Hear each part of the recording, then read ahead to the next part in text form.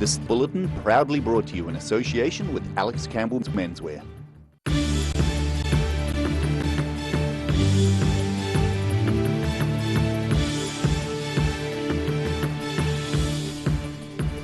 Tonight on The South Today, a former international mine worker is turning over a new leaf, looking to take people for a ride. Exhausted retailers in Wanaka eagerly anticipate getting overseas workers back on the books.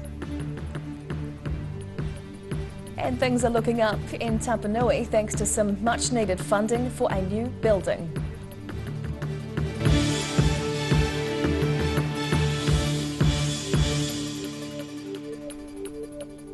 Kia ora, good evening, I'm Hannah Wilkins. A 57-year-old former coal mine worker has a few buses and a dream. The geologist by trade is looking to share his expertise with tourists he hopes to chauffeur around in his shiny white behemoth.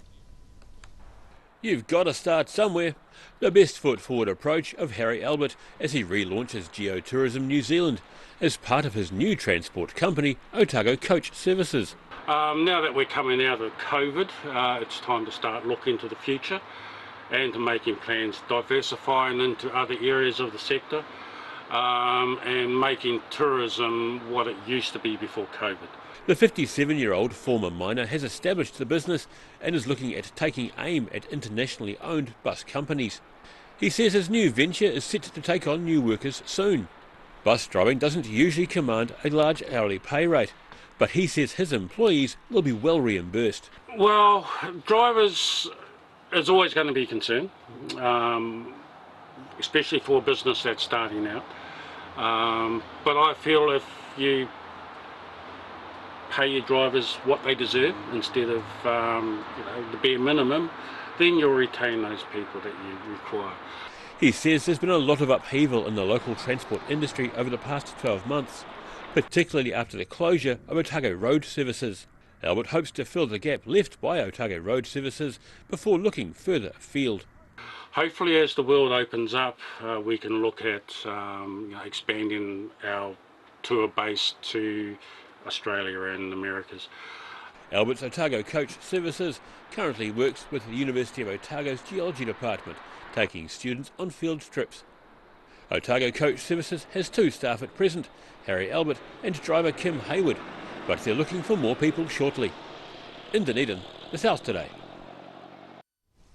Members of a Dunedin Surf Lifesaving Club have blasted the dumb and reckless youths caught on tape vandalising one of its CCTV cameras. The shape of a person is visible on the left of the screen, tampering with a security camera on top of the St Kilda Surf Lifesaving Club's building recently. The person reached down and fiddled with the camera before kicking it off the wall. Club asset manager Cam Third discovered the damage when he logged in to view camera footage and found that one was on an unusual angle. He says the perpetrators also spent about 10 seconds looking straight into the lens of another CCTV camera before trying to kick this one off the wall. Footage from other cameras showed the vandal arrived at the clubhouse with an accomplice on an electric scooter. As tourists return to resort towns, staff shortages are biting as many shops are having to close with workers off sick with COVID. A Wanaka retail proprietor says the situation is putting pressure on employees. Signs of the times. Wanaka retailers are having to close their doors due to not having staff to work when others become ill. Everyone's just been getting sick, then there's been COVID, and it's just really, really hard on keeping team morale up. Alchemy restaurant and cafe owner Claire Ellis says the situation is taking a toll on their staff. I think the biggest impact of the staffing shortage has actually been the pressure on my existing staff. We just don't have enough staff to fulfill the hours, and then it means the existing staff are working overtime and have just been working to the bone. However, Ellis says they made a pragmatic decision to shut up shop and give overworked staff a break. So what we chose to do was we closed to look after everyone's well-being so everyone could get some rest and recovery. She says the team at Alchemy are looking forward to borders being open and the return of tourists to the area, some of whom may choose to work in the resort town. In Wanaka, The South Today. A person was injured after the vehicle they were in rolled onto its roof after a crash in Christchurch yesterday. The two-vehicle crash occurred at the roundabout in Herewood. One vehicle was upside down in the middle of a busy roundabout. Motorists were warned to take care in the area as driver distraction was possible. The road was initially closed but was reopened about 40 minutes later. A $500,000 upgrade of a community centre in Tapanui is set to give the building a new lease of life. Much of the money is being spent on a new roof for the building, which people behind the project say has been leaking since day one. Much of the West Otago Community Centre in Tapanui is covered in scaffolding as it undergoes a much-needed retrofit. The building is now 30 years old, but Committee Treasurer Hans van der Linden says the roof, which is partially butanol and partially a tray steel design, has been leaking from the beginning. And the main issue has actually been the tray roofing over the majority of the complex.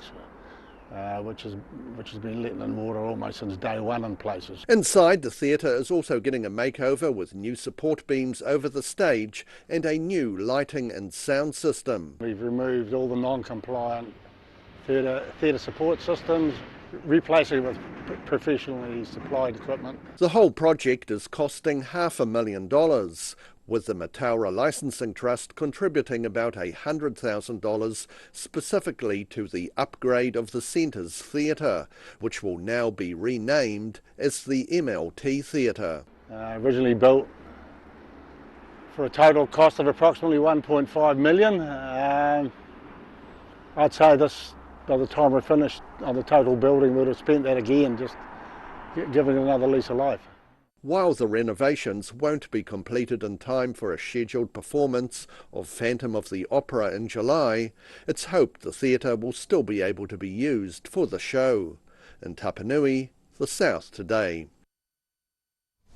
Still to come on The South Today, house prices show signs of shifting in Dunedin, and Cantabrians get a peek behind the curtain as steampunk descends on the suburbs.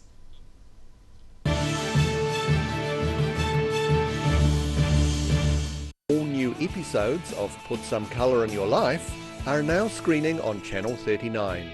Take a look at Australian artists and the techniques they use in their studio. Put Some Colour in Your Life, Tuesdays, 7:30. Every reason, every season, we're proud to dress the region. Alex Campbell Menswear, it fits.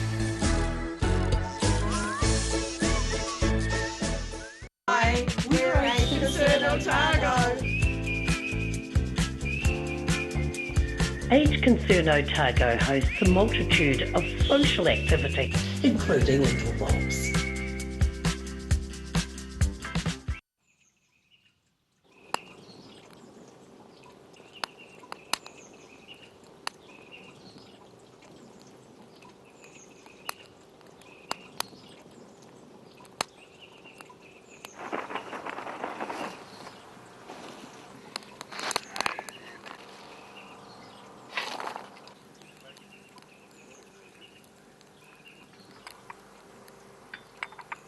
Shall I make some scones?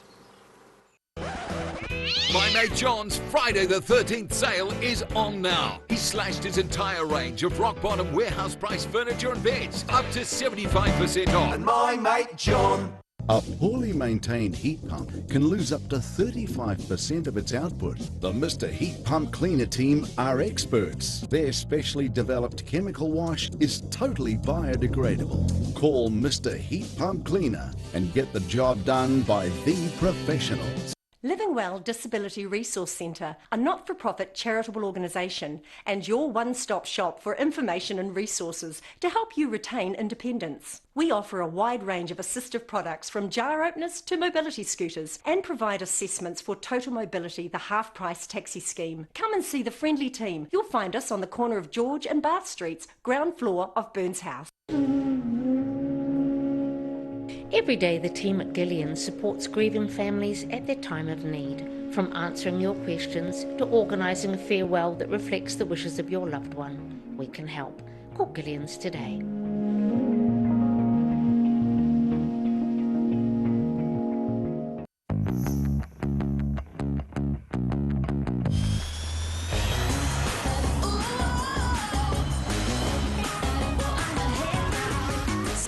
joy with Jazz, the next generation from Honda.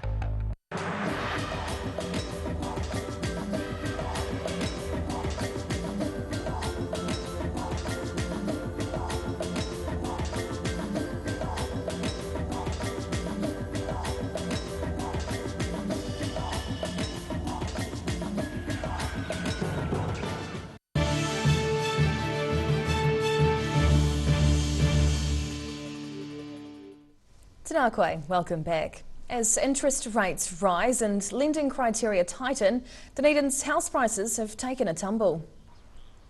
Registered valuer Rebecca Johnston says both the city's northern and suburbs in the south have seen falls of about 5% over 3 months.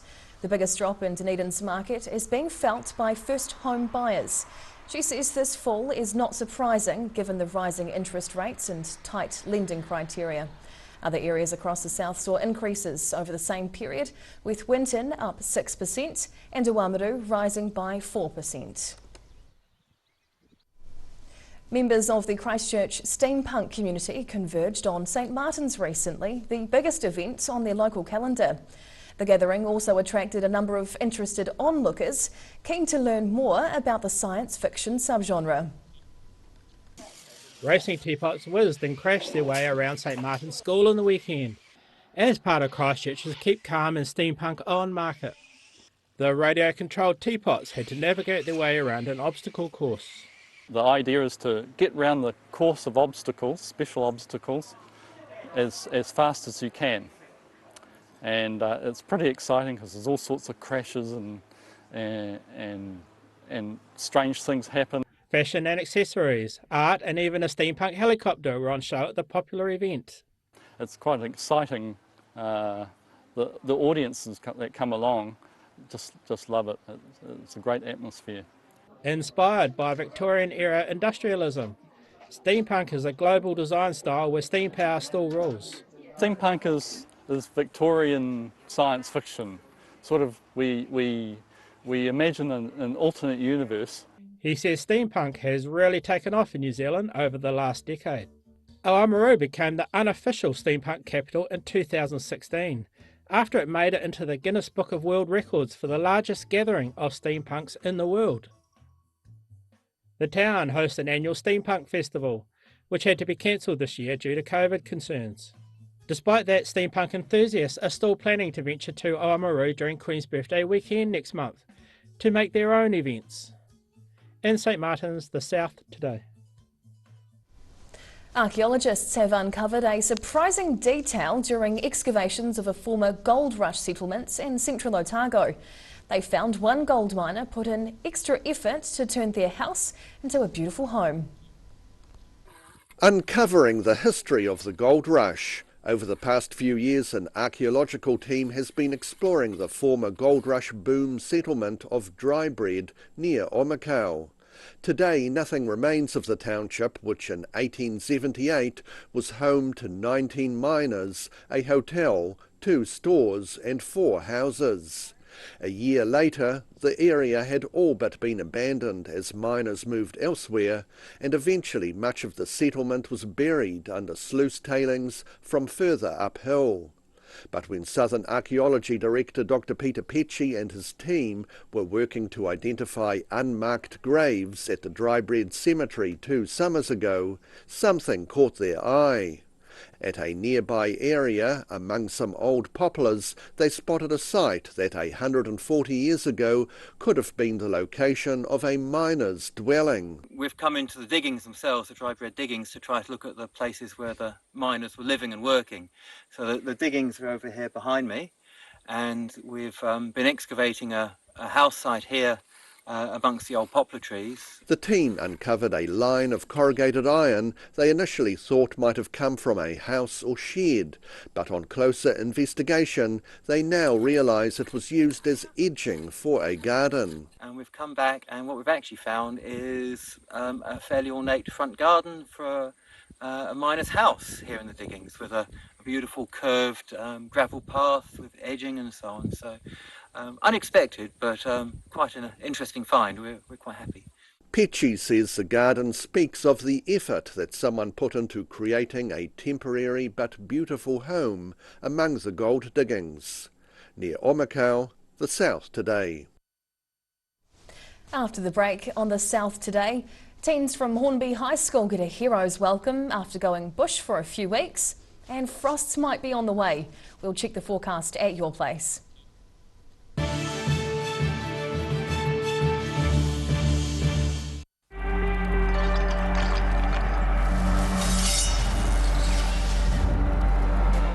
Drop when you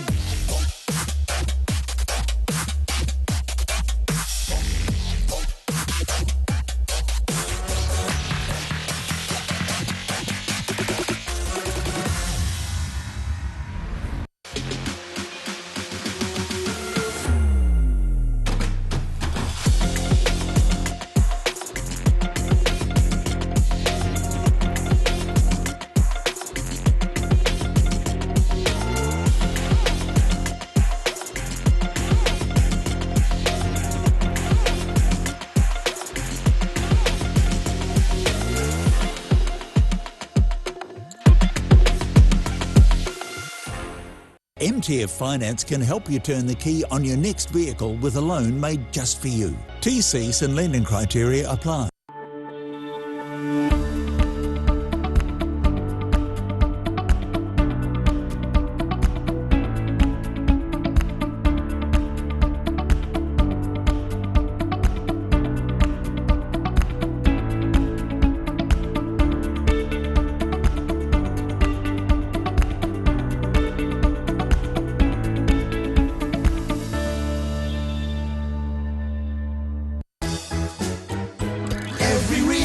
Every season, we're proud to dress the region. Alex Campbell Menswear, it fits.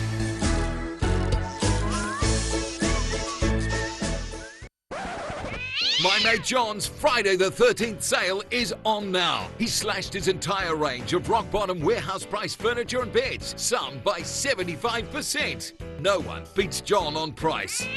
Friday the 13th sale, up to 75% off, only at John's Furniture Warehouse and online at mymatejohn.co.nz.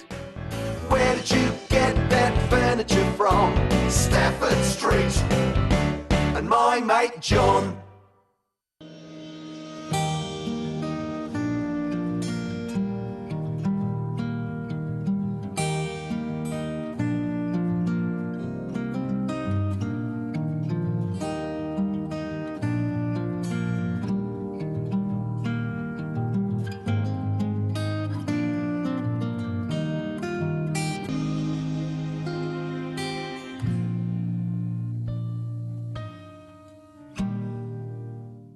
Hi, my name's Matt and I'm the Dines Group CEO. Dines is a company that's focused on selling logistics solutions to its customers. We're passionate about selling efficiency and we've been selling efficiency for over 50 years now.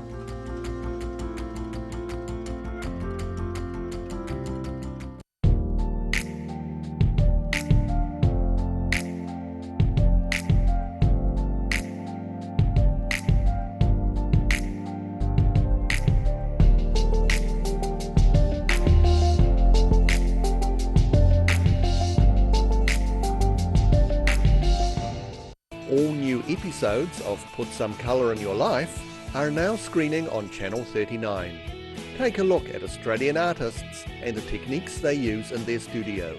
Put Some Colour in Your Life, Tuesdays, 7:30.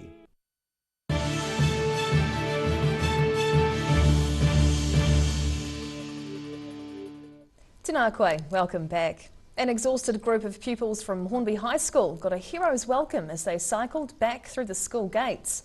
The Year 10 teenagers had been away on a 2.5-week adventure, which included 5 days of practicing mountaineering skills at Arthur's Pass. Hugs of joy and relief for these Hornby High School students. The dozen Year 10 students have spent the last 20 days living in the great outdoors as part of a 200-kilometre long outdoor adventure. The expedition was part of the Graham Dingle Foundation's Project K program run through the school. And for many, it was their first time living rough in the backcountry. Really tough. My legs were really sore that whole time. Yeah, it was really tough on us. Oh, it was pretty hard. It was pretty hard. It hurts a lot. Generally, it hurts a lot. And why? What was different about it? You did 5 days of literally straight walking. And you slept on the ground, which is rather uncomfortable. Project K is a 14-month mentoring program designed for high school students.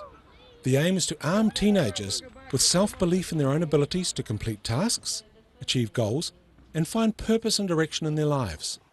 During their 19 days in the wilderness, the students tackled a 5-day tramp in the Southern Alps, along with abseiling and a mountain bike journey home from the Lewis Pass area. Staff and fellow students turned out to welcome the adventures home, along with their grateful parents. Very proud, yeah. To see him roll back today and just, I actually said to him it looks like he's had a bit of a growth spurt, so. Real proud, he actually made it. He made 20 days, I couldn't believe he did actually. The students had to carry all their own gear, cook their own food, while on their journey of self-discovery. The Graham Dingle Foundation believes the program can help teenagers, like this group, to realise their full potential. In Christchurch, the South Today. And now recapping tonight's top stories on the South Today. A former international mine worker is turning over a new leaf, looking to take people for a ride as he launches a new bus service. Exhausted retailers in Wanaka eagerly anticipate the return of overseas tourists to kickstart the winter season and help with ongoing staffing issues. And things are looking up for the Tapanui Community Centre after a cash injection. This will fix up the leaky roof to future-proof the building.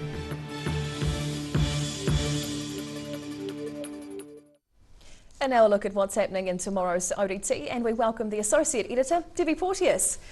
Kia ora, good evening, Debbie. Hello. What has the team been working on today? Well, tomorrow's paper we're going to take a look at Taika Waititi's recent visit to Dunedin, Yes. and maybe a little bit more on specifically why he was here in the city. Okay. We have been looking at some ORC documents, and it looks like they're in trouble again with the Environment Minister, who's going to be taking a closer look at what they've been up to. And also the DCC, they had a big meeting today, and part of it was a discussion about Dunedin Railways and its future and what the council's willing to invest in when. Okay, is there any more you can tell us about that tonight? Well, I think you'll have to read it in the paper tomorrow. Okay, look at you teasing away. Yes, but please do. Okay, thank you, Debbie. Thank you. Thanks for your time tonight. No worries. And now for a look at the weather. Tonight's weather proudly brought to you by MoleMap. Looking at the situation, a large anticyclone will spread high pressure over the South Island tomorrow and take a few days to move over the Motu, bringing a spell of fine weather to the region, and then showers are back for the weekend. Heading to the top of the South Island first, Nelson will be nice and clear with light winds and 17 degrees.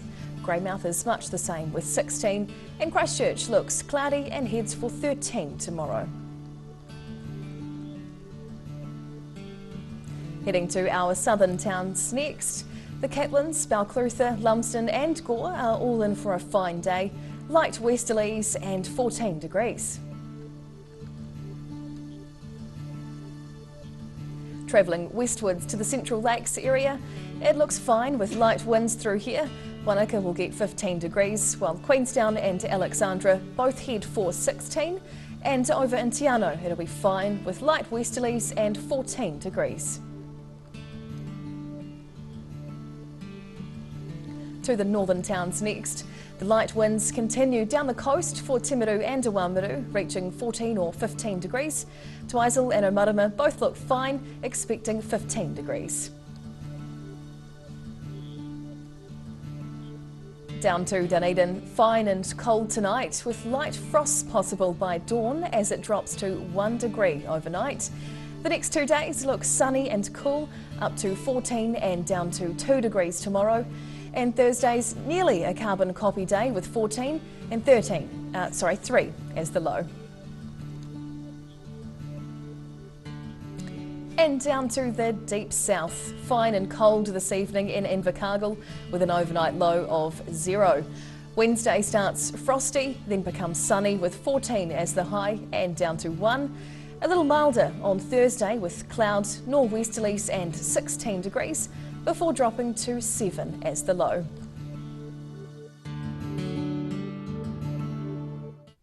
And that's the news this Tuesday. For the latest news and videos from the southern region, head online to odt.co.nz. And you can follow Channel 39 on YouTube to catch our news bulletins on demand. Nō reira, kia pai te pō, ka kite anō.